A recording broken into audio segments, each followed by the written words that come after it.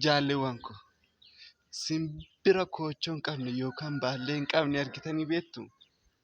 Tarii immoo dhageessanii beektuu? Namni fira hin qabne akkasi.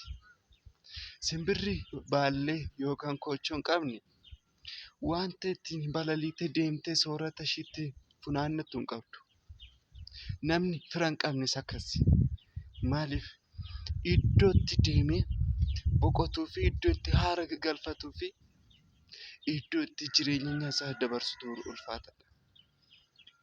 Yeroo baay'ee namoota mana alagaa yookaan immoo mana lammiisaa kan fira isaa hin taanetti kan galee jireenyaan hammararamee gubatutu jira.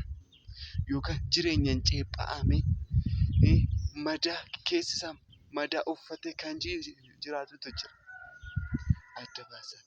Namni bifaan haalaan hin madaalu. Haalaa fi bifaan yoo ilaalte keessi isaa sirrii miti. Gubataadha. Garuu immoo duubaan wanta haalli itti cime fakkaatee keessa isaatti garuu gammachuu guddaa kan qabus ni jira. Jireenyi biyya lafaa faalladha. Yeroo kamiyyuu hiriyaa keessan jaalladhaa. Namni kam hiriyaa hin jibbina. Nama kamiyyuu hin jibbina. Inni kun fuula bada. Inni kun fuula tola hin jedhina. Tarii haalota itti ulfaatee fi haalota isa danqeetu jira. Namni akka bifaa fi amalaan ilaalamu miti. Keessa garaa isaatiiti.